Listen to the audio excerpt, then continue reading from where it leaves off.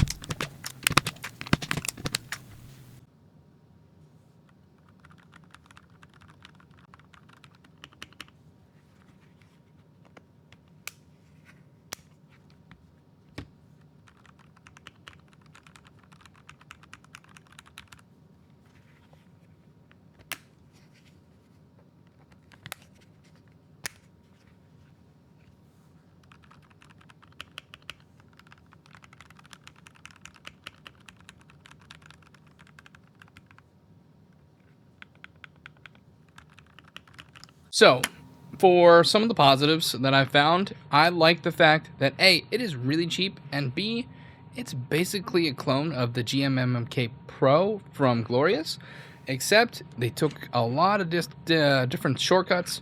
They don't have an F row, so there's going to using the FN key to give you that F keys on the top. It's also all plastic, so you got a good wiggle. Also, they kind of cheap down on the switches themselves. You'll see when I'm taking, or you saw when I was taking them off, that it wouldn't hold on to them because it's like really cheap plastic.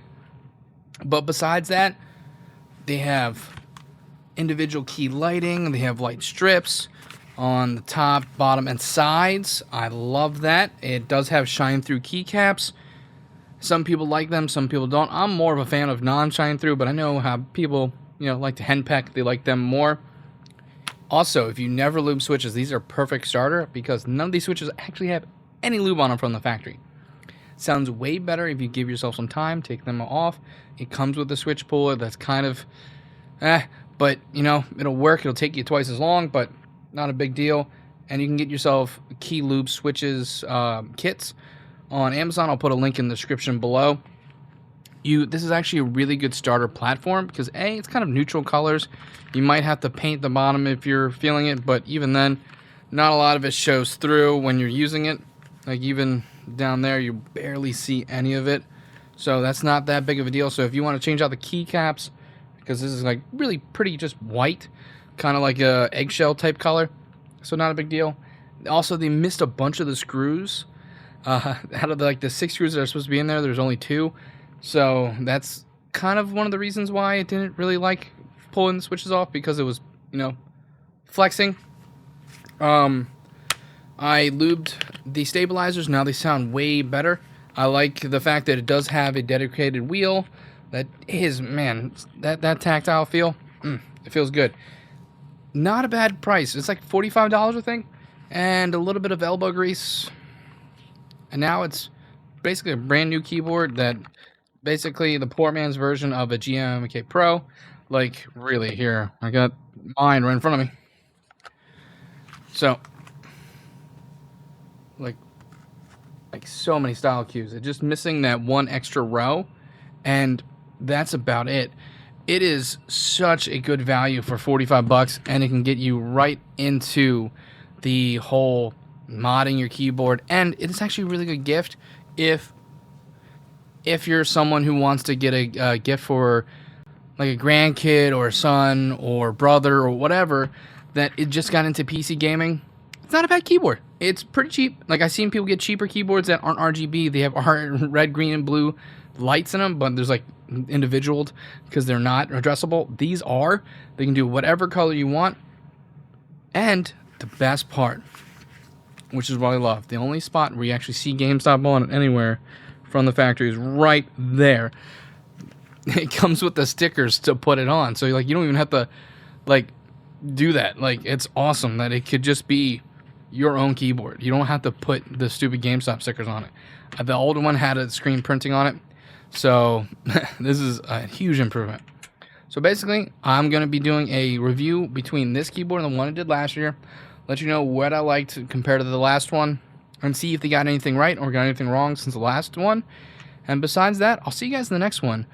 I have no clue what I'm doing next, but I'll see you there. Peace.